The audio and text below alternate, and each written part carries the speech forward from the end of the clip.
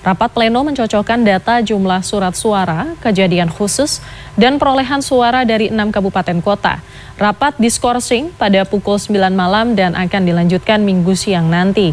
Agenda pada hari Minggu adalah penetapan hasil rekapitulasi. Setelah penetapan hasil rekapitulasi, paslon cagup dan cawagup yang memiliki gugatan dapat mengajukan ke Mahkamah Konstitusi. Pada proses selanjutnya, KPU DKJ menunggu proses sidang PHPU di MK setelah tanggal 19 hingga 20 Desember. Dan besok akan dilanjutkan dengan penetapan hasil rekapitulasi sekaligus pembacaan keputusan KPU DKI Jakarta tentang penetapan hasil pemilihan gubernur dan wakil gubernur, sekaligus berlaku juga sebagai pengumuman. Maka sejak itu 3 hari kerja kemudian bisa menjadi bahan atau objek sengketa di perselisihan hasil pemilihan di Mahkamah Konstitusi.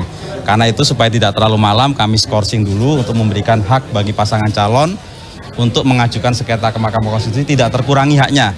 Jadi kita memberikan kesempatan yang sama bagi setiap pasangan calon, seperti itu. KPU Daerah Khusus Jakarta mengklaim telah bekerja sesuai prosedur, termasuk distribusi C6 undangan pemilihan dalam Pilgub Jakarta 2024.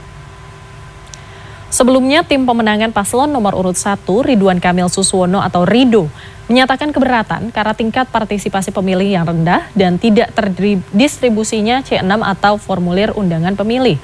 Saksi dari tim Rido tidak menandatangani berita acara dan formulir D hasil di semua rekapitulasi perolehan suara Pilgub Jakarta di tingkat kota kabupaten.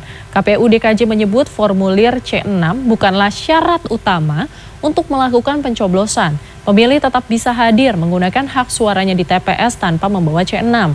Selain itu, KPU DKJ juga menegaskan hanya kurang dari 10% formulir C6 yang tidak terdistribusi karena adanya pemilih yang meninggal dunia, pindah domisili, ataupun pindah tempat pemilihan. Meyakinkan kepada publik bahwa KPU sudah bekerja dengan profesional sesuai dengan ketentuan peraturan perundang-undangan. Tadi rekan-rekan juga sudah melihat rekapitulasi C pemberitahuan yang tidak terdistribusi hanya 10%. Itu pun ya kurang dari 10% ya, dan itu pun sudah ada keterangannya berapa yang meninggal dunia, berapa yang pindah domisili, berapa yang berubah status dan sebagainya.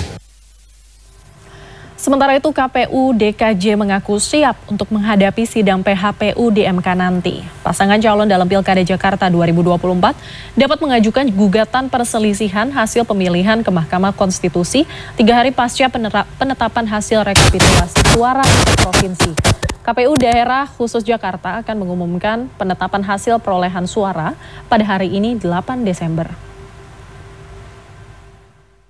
Terkait gugatan kan hak pasangan calon ya, dan ini dalam electoral justice system atau prinsip keadilan pemilu itu dibuka secara lebar.